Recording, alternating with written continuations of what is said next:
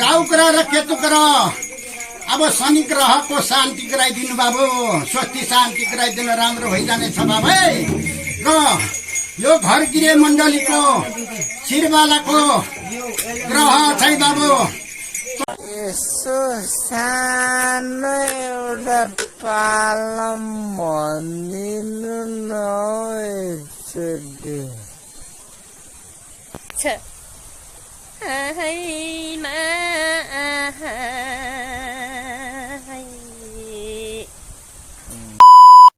ल यहाँ चाहिँ सबैजना टिकटक बनाउनु हुँदैछ। यहाँ चाहिँ टिकटक बनाउनु भएको हो? हजुर हो त, टिकटक लाइकमा बसेको तपाईले बनाइदिनु भएको हो। ओके छ त, भइहाल्छ। त्यो पनि कहाँबाट भन्दाखेरि ऊ त्यो दाइ चाहिँ को हो नि? ऊ त्यो दाइ चाहिँ को हो? खोइ माइलो राई भन्छन् को हो? माइलो राई? माइलो राई हो? ओ माइलो राई खोइ अनुहार अब ल है गाइज, यहाँ हाम्रो बोजूहरू चाहिँ मजाले बोजू आन्टी अङ्कलहरू टिकटक बनाइराख्नु भएको छ। यहाँ हाम्रो झोलुङ्गे पुलमा यहाँ चाहिँ तल चाहिँ खोला छ। बोजूहरू यति माथि आएर चाहिँ यहाँ टिकटक टेकेर टिकटक बनाइराख्नु भएको छ। कहाँबाट आउनुभएको? हामी धरानदेखि आउनुभएको? हजुर, धरानबाट आएर यसो टिकटक बनाउने भनेर आएको। हाम्रो बेलबारी नगरपालिका वार्ड नम्बर 3 खोरिया टोल विकास भन्छ। यहाँको हाम्रो पुलमा चाहिँ यसो टिकटक बनाउनको लागि सबैजना सहमति हुनु भएको छ। आमाहरू। ए यो पुल चाहिँ कहाँ रहेछ त एकचोटि भनिदिनु पर्यो क्या यो मरुङ जिल्लाको बेलबारी नगरपालिका वार्ड नम्बर 3 राधाकृष्ण खोरिया टोल विकासमै पर्छ। लन्द्रा खोला। यो खोलाको नाम नन्द्रा खोला हो? ए अनि हजुर चाहिँ कहाँबाट आउनु भएको? बोजू मजाले हाँस्नु भयो एकछिन ल। बोजू किन हाँस्नु भएको? हाँस्नुमा लागेर हामी चाहिँ यहाँको स्थानीयवासी पर्यौँ। अनि तपाईँ चाहिँ कहाँदेखि आउनुभएको होला भनिदिनु पर्यो। ए स्थानीयवासी हो तपाईँहरू? हजुर। यता आन्टी चाहिँ पाहुना हुनुहुन्छ? हजुर, उहाँ चाहिँ धरानबाट आउनुभएको? ए ल ल। अनि टिकटक बनाइराख्नु भएको रहेछ, बनाउनु ल मजाले। ल फेरि पनि पछि फेरि पनि हामी फर्केर आउने वाला छौँ यहाँ झोलुङ्गे पुलमा। आउनुपर्छ त, यस्तो राम्रो झोलुङ्गे पुल बनेको छ। म माथिबाट नि एकचोटि फोटो खिचेर तपाईँहरू देखाइदिन्छु ल। ल एकचोटि यसो सानो एउटा पालम भनिदिनु न हौ एकचोटि। तपाईँहरू त लिम्बू जस्तो हुनुहुन्छ। अलिकति गाइदिनु न। ए अलिकति गाइदिनुहोस् न।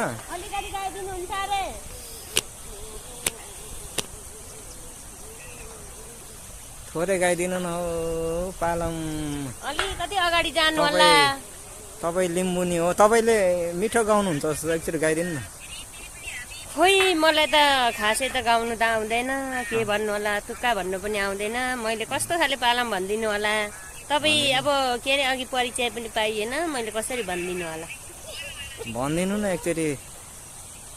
के जान्छ हौ तपाईँको? यसो तपाईँको स्वर मिठो लाग्यो क्या, अघि बाटोमा आउँदै गर्दाखेरि पालम गाइरहेको थिएँ, त्यही भएर तपाईँलाई एकचोटि गाइदिनु भनेर नि।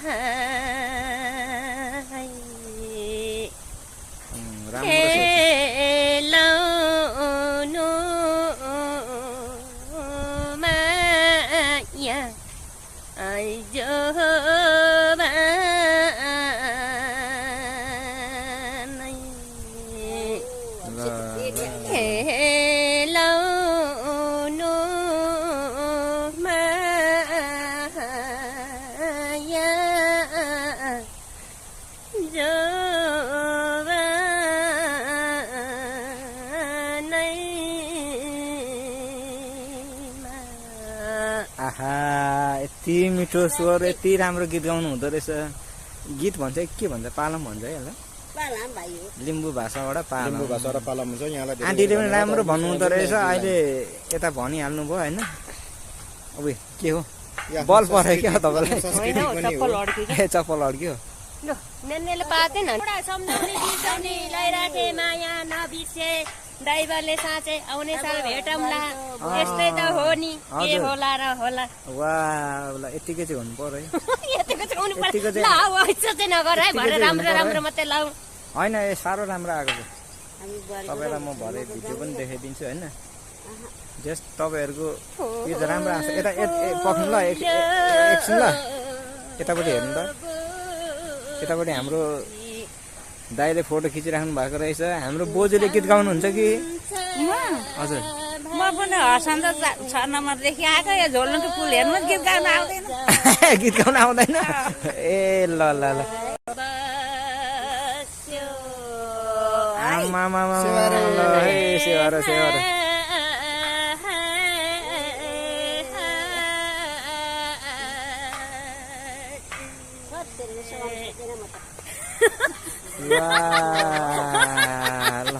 साह्रो राम्रो गीत गाउनु हुँदो रहेछ। साह्रो राम्रो हाँसो पनि त्यति नै मिठो रहेछ तपाईँको। अनि त्यति साह्रो त छैन होला। अब के अरे नराम्रो भए पनि एक दुई वचन चाहिँ बोलियो होला, नरिसाउनु होला। अब के गर्नु, यस्तै हो, रिसाउने माफ होला। अब धेरै राम्रो चाहिँ बोल्न सक्छौँ है भाइ हो। ल ल, धन्यवाद तपाईँहरूलाई। Welcome, same to you.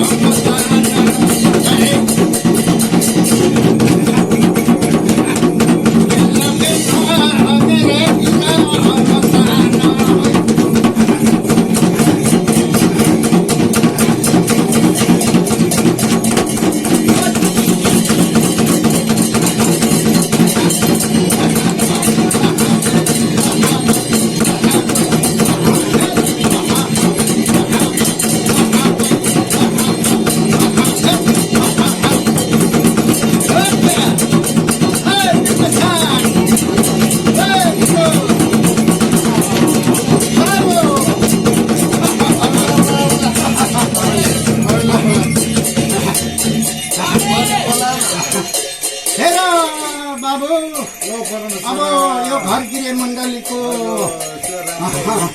यो घरगिरे मण्डलीमा म चारा किल्ला 14 मुहान नवै ढोकाद्वारमा मैले हेरी जातिले बालामन राजा अब सुनै त खानी सुनि सम्झना गरिराखेको छ बालामन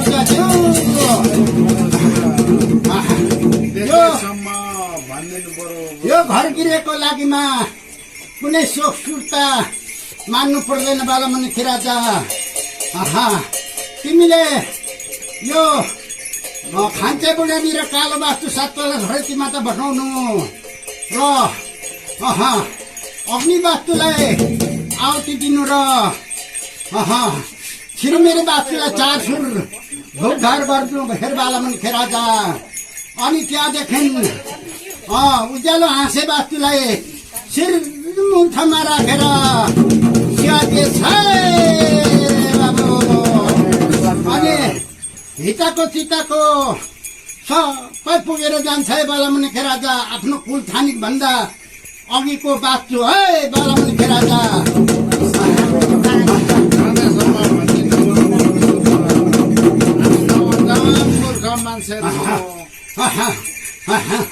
यो घरगिरे मण्डली 4 किल्ला 14 मुहान घुमेर अक्षता लिएर खरानी लिएर घुमेर राप राप गरेर लैजान्छ है बाबु।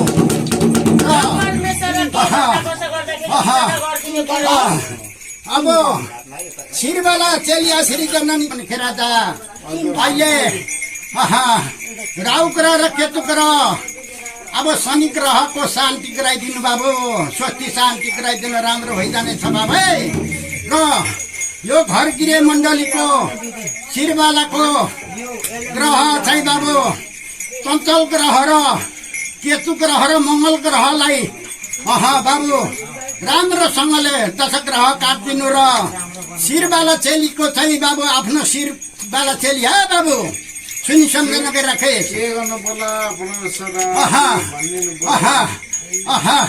अहिले हेर बाला मनिखे राजा अलिकता यो बाला डाङ्ग्रेले के भनौँ कसो भनौँ भनेर हामी यो बिर्मसान सामु राखिकन बचाउँदैछौँ बाबु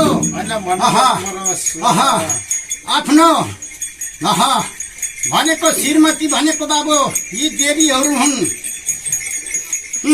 सत्य देवीहरू जतिकै मान्नुपर्छ बाला पनि राजा सुनिराखेछ है अनि मङ्गल ग्रह र केतुको दशग्रह काट्नु बाला चेलीलाई चाहिँ यो सूर्यदेव आँखामा दुख्ने आँखा सोला हान्ने दाह दिने आँखा एकदम घोट्ने पोल्ने चाहिँ बाबु यो सूर्यदेवलाई बहुत मानेर लानु र झारफुक गर्नु र घरगृह मण्डलीको सिधा सगुनी मारा पचिनी राई भागेनी यो सगुनी देउलाई बहुत मान्नु है बालामणि राजा सुनि सम्झना गरिराखे र अहिले नक्षत्र गुण वर्ग सबै मिलेको छ त तिमीहरूको बाबु राशिफल सबै श्रीमती कुरा आफ्नो एउटै राशिफल एउटै रछ बालामणि राजा सिंह राशि रछ बाबु झन् मिलेर गर्नु पर्ने एउटा राक्षस एउटा सिंह भयो भनेदेखि बालामणि राजा नराम्रो हुन्थ्यो अहिले तिमीहरूको दुई तर्फिकै सिंह राशि पर्व रछ र अहिले अलिकता श्रीमतीले भनेको चाहिँ अलिकति मान्नुपर्छ यो घरतिर मण्डलको श्रीबालाले कहिले बिग्रियो भन्दैन कहिले बिग्रेर जाओस् भन्दैन घरको देवी देउताले बालामणि राजा सुनि सम्झना गरिराखे यसलाई चाहिँ अब कस गर्नुलाई त मैले अब श्रीमतीको हेर बालामणि राजा पूर्वै जाँदा पनि आफ्नै श्रीमती आफ्नो माता भनेको सबै थोक किन्नु पाइन्छ हेर बालामणि राजा जन्म दिने माता र पिता कहिल्यै पाइँदैन र अनि त्यहाँदेखि श्रीमती बालामणि राजा आफ्नो जुग काट्नु आएको खुन एउटै रगत एउटै खुन भइसकेपछि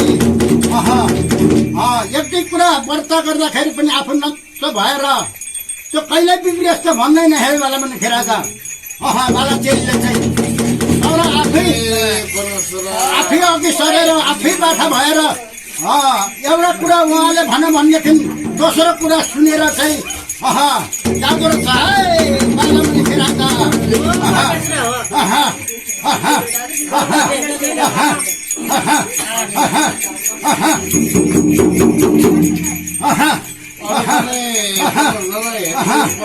अब हेर बालामणि राजा सुनि सम्झना गरिराखे अब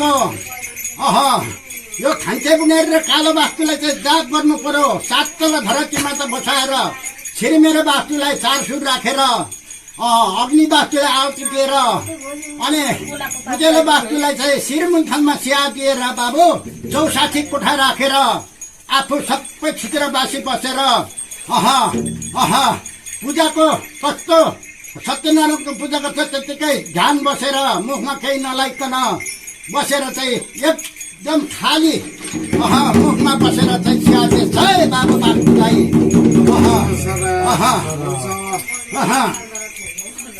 अब हेर बालामणि राजा यो घर गिरस्थानीमा चाहिँ वास्तु गर्ने भने क्षति 11 वर्षसम्म चाहिँ भोग नदिने भने साउन 15 गते हेर बालामणि राजा 6 वर्षमै दिने भने वैशाखमा भरुनी तिथि त्यसमा पनि भरुनी तिथि